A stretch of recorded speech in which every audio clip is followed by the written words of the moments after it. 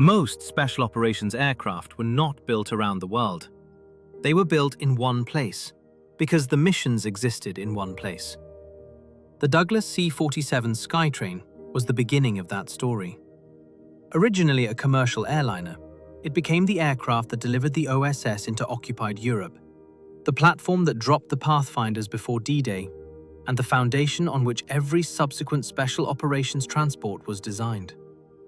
The C-47 did not define special operations aviation because it was exceptional. It defined it because it proved that an ordinary aircraft, used in an extraordinary way, could reach places conventional forces could not. The problem with flying over denied territory at 70,000 feet was not the altitude. It was the assumption that altitude was protection. The Lockheed U-2 entered service in 1956, carrying cameras capable of resolving objects 8 inches across from 13 miles up, delivering intelligence on Soviet missile programs, airfields, and industrial sites that no other platform could reach. On the 1st of May 1960, a U-2 flown by Francis Gary Powers was struck by a Soviet SA-2 missile over Sverdlovsk. Powers was captured. The mission that had been declared impossible to intercept had been intercepted. Every special operations aircraft built after 1960 was designed with the lesson of the U-2 in mind. Altitude alone is not survivability. If altitude was insufficient protection, the answer was speed. The Lockheed SR-71 Blackbird flew at Mach 3.2, faster than any missile that could be fired at it during the time it needed to cross a target area. Developed from the CIA's A-12 and operational from 1966 to 1998, the Blackbird flew more than 900 operational missions without a single aircraft lost to enemy action. It covered the entire landmass of North Korea in 12 minutes and gathered imagery across the Soviet periphery that no satellite could match in responsiveness. The SR-71 did not avoid detection. It simply moved too fast for detection to matter. It answered the U-2's vulnerability, not with stealth, but with mathematics. Iran, 1980. 8 RH-53 helicopters and 6 C-130 transports attempted to rescue 53 American hostages in Tehran. The mission failed before it reached the objective. Mechanical failures, a dust storm, a collision on the ground. 3 Americans died. What emerged from the failure was the MC-130 Combat Talon, a C-130 rebuilt from the inside out with terrain-following radar, inertial navigation, electronic countermeasures, and the Fulton Stars recovery system. It could fly at 200 feet above the ground, at night, in weather, into defended airspace, without radar detection. The Combat Talon did not make the Iran mission retroactively possible. It made the next one possible, and every special operations infiltration since has been built around what it proved. Not every special operations insertion required a sophisticated aircraft. Some required one that could land on 500 feet of grass, carry a 12-man team, and operate without a maintenance crew. The Pilatus PC-6 Porter, a single-engine Swiss turboprop, became the preferred platform for CIA Air America operations across Southeast Asia. Dropped into Laotian mountain valleys, supplied Hmong guerrillas, extracted downed pilots from terrain where nothing larger could operate. The de Havilland Canada DHC-6 Twin Otter extended the concept with twin-engine reliability and amphibious capability. Neither aircraft was designed for special operations. Both became irreplaceable in them. The standard for a special operations transport is not sophistication. It is the ability to land when no one else can. In Vietnam, the problem was not finding the enemy. It was engaging them at night, in the jungle, at ranges and with precision that conventional air support could not deliver. The Douglas AC-47 Spooky, call sign Puff the Magic Dragon, was a C-47 fitted with 3 side-firing miniguns capable of placing a round in every square yard of a football field in under 3 seconds. The concept was the pylon turn. The aircraft flew a continuous circle above a target. allowing the guns to maintain a sustained, accurate fire that no fast mover could replicate. The Spooky proved that what Special Operations needed was not a strike aircraft. It was an aircraft that could stay. The AC-47 was a proof of concept. The AC-130 Spectre was the commitment.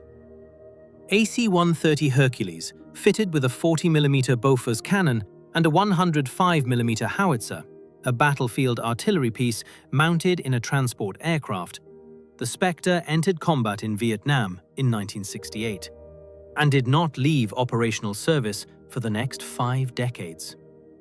Its sensor suite evolved continuously. Infrared, low-light television, laser designators, and eventually synthetic aperture radar that allowed it to engage targets through cloud cover and smoke. The AC-130 could orbit a ground position for hours, responding to calls for fire with a precision that artillery could not match and fast movers could not sustain. If you want to explore this further, links to recommended books and scale models are in the description below. Desert Storm revealed what the AC-130 could not survive. Spirit 03, an AC-130H of the 16th Special Operations Squadron, was shot down by an Iraqi SA-7 on the 31st of January 1991. All 14 crew members died. The aircraft had been operating in daylight, within range of man-portable air defense systems, without adequate countermeasures. The AC-130U Spooky 2, entering service in 1995, addressed the survivability problem. Improved electronic warfare systems, a 25mm cannon replacing the earlier 20mm, and a fire control system capable of engaging 2 targets simultaneously. The lesson of Spirit 03 was not that the gunship was obsolete. It was that the gunship required the same protection it provided: precise, layered, and never assumed. The AC-130J Ghost Rider replaced cannons with precision-guided munitions, Griffin missiles, small-diameter bombs, and a 30mm gun, and moved the entire weapons system off the aircraft's body and onto its sensors. A Ghost Rider can engage a target from 30,000 feet, above man-portable air defense range, with accuracy that the original Spectre's 105mm howitzer could never achieve. 7 decades of iteration on a single concept. Stay over the target, find what needs to be killed, and kill it without being killed in return. No other combat aircraft in history has sustained a continuous development program of that duration. The EC-130 Commando Solo was not a surveillance aircraft. It was a broadcast station. AC-130 modified to transmit AM, FM, HF, TV, and military communications across the full spectrum, Commando Solo flew missions that a bomber could not, replacing a country's radio and television signals with American psychological operations content, broadcasting surrender instructions to Iraqi forces, and transmitting emergency communications to civilian populations in disaster areas. The Pennsylvania Air National Guard's 193rd Special Operations Squadron has operated the platform since 1977. It flew in Grenada, Panama, Haiti, the Balkans, Iraq, and Afghanistan. The Commando Solo did not destroy anything. It changed what people heard, and what people heard changed what they did. Israel's intelligence requirement was different from America's. Not global coverage, but regional depth, with the ability to monitor the full electronic spectrum across the Middle East simultaneously. The Israeli Air Force's Boeing 707-based REM, variously configured for signals intelligence, electronic intelligence, and airborne command and control, gave Israel a persistent aerial intelligence platform that no satellite could replace for time-sensitive regional operations. It provided electronic intelligence during the 1982 Lebanon War and has been repeatedly upgraded across 4 decades of service. The REM demonstrated what every nation with a regional intelligence requirement eventually learns. The satellite shows you the world. The airborne platform shows you what is happening right now. The RQ-170 Sentinel, a flying-wing unmanned aircraft operated by the 30th Reconnaissance Squadron and the CIA, was designed to solve the U-2 problem. Stealthy, remotely piloted, operating over defended airspace without a captured pilot creating a diplomatic incident. The Sentinel flew surveillance missions over Iran and North Korea that no other platform could conduct. In 2011, one orbited the Abbottabad compound for weeks, providing the imagery that confirmed the presence of a high-value target. In December 2011, one was lost over Iran, intact, apparently brought down through GPS spoofing. The aircraft that could not be seen had been found by other means. The MQ-9 Reaper is visible. It is large. It is loud at low altitude. And its presence over a target area announces that something is being watched. The U-28A Draco, a modified Pilatus PC-12 single-engine turboprop operated by AFSOC, was acquired specifically because it was not visible. Civilian in appearance, operating from austere airstrips, the Draco tracked human targets for hours. Which vehicle a target entered, which building he walked into, how many people were inside. It flew in Africa, the Middle East, and South Asia, in numbers never fully disclosed. The most effective surveillance aircraft is sometimes the one that looks like it is going somewhere else. The smallest helicopter in American Special Operations was also the most precise. The MH-6 Little Bird, 5 meters long, capable of carrying 6 operators on external bench seats, able to land on a building rooftop or hover at window level, was designed for missions that required the aircraft to go exactly where the operators needed to be, rather than dropping them at the nearest available clearing.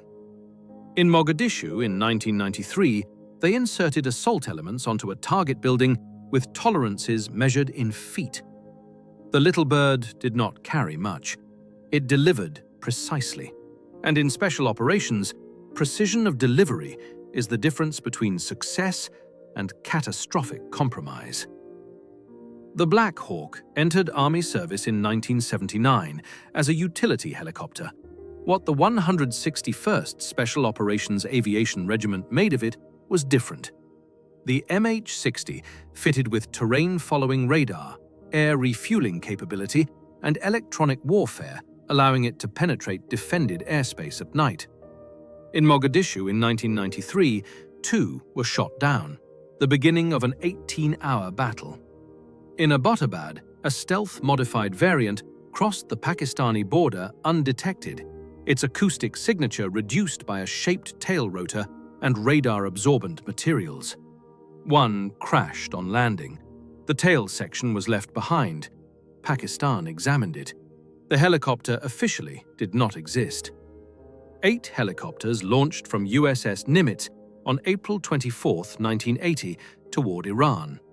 3 turned back with mechanical failures. 1 collided with a C-130 on the ground. 8 Americans died.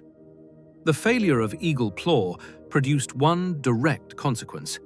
The MH-53J Pave Low, fitted with terrain-following radar, forward-looking infrared, inertial navigation, and a digital map display that allowed it to fly at 50 feet in total darkness.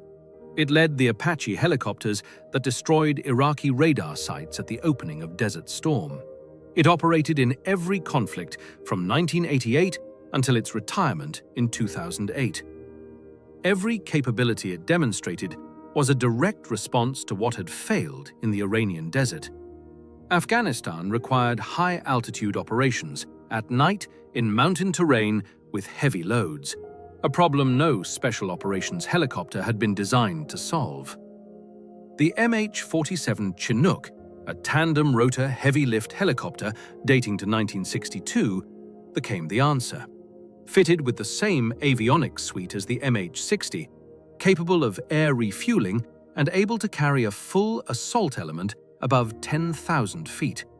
It flew missions in Afghanistan that no other helicopter could sustain. In 2011, an MH-47 carrying members of SEAL Team 6 was shot down in Wardak province. 30 Americans died. The helicopter that had made so many missions possible had been waiting for the one it could not survive.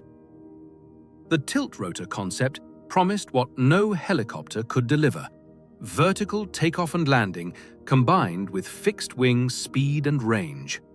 The CV-22 Osprey, entering AFSOC service in 2006, flew at 275 knots, twice the speed of the MH-53 it replaced, and could refuel in flight to reach targets helicopters could not. Its critics noted it could not hover as effectively as a helicopter and was more vulnerable than fixed-wing aircraft. Both were correct.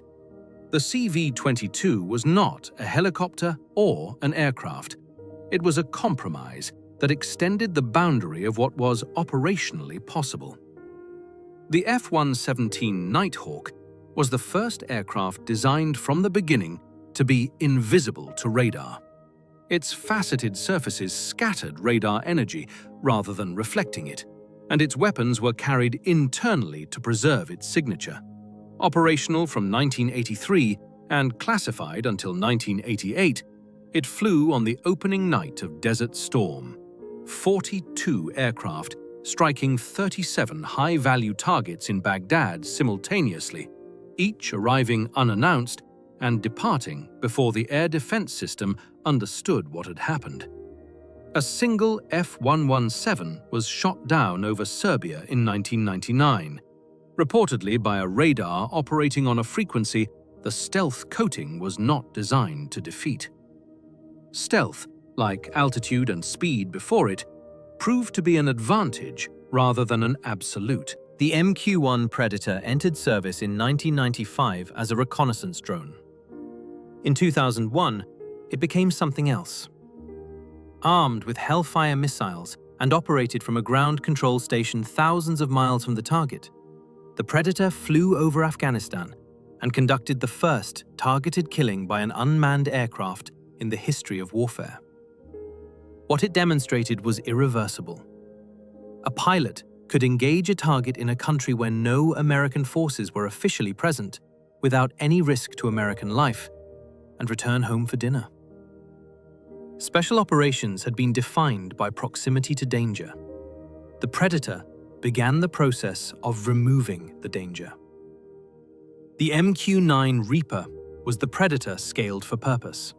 Larger, faster, capable of carrying 4 Hellfire missiles and 2 500-pound bombs, with a sensor suite that could track a target continuously for 27 hours. It did not replace the Predator's concept, it industrialized it. By 2010, AFSOC was operating Reapers across Africa, the Middle East, and Central Asia simultaneously. The Reaper made targeted killing not exceptional, but routine. The question of where special operations could reach had become effectively anywhere with a satellite link. The question it raised, and did not answer, was what the constant presence of armed aircraft above a population did to the population below. By 2020, SOCOM operated the RQ-11 Raven, carried in a soldier's backpack, launched by hand, recovered by catching it, alongside Shadows launched from runways, Scan Eagles deployed from ships, and classified platforms too small and too numerous to catalogue in any public document. The intelligence that had required a purpose-built aircraft flying at the edge of space now required a system that could be launched by a single operator from a rooftop and caught by hand. The Raven represented exactly that shift. Special Operations Aviation had been defined by aircraft that could reach denied areas. It continued, without a clear ending, with aircraft small enough to disappear into the denied area itself. The OV-10 Bronco was designed in the 1960s for counterinsurgency, a propeller-driven light attack aircraft that could fly slowly enough to identify targets and fast enough to engage them, from airstrips too short for jets. It was retired in 1994. In 2015, SOCOM brought 2 out of museums and flew them over Iraq and Syria under the classified Experiment Hammer program, evaluating whether a slow, cheap propeller aircraft could perform close air support more efficiently than an F-16. The OV-10 cost $800 an hour. The F-16 cost $25,000.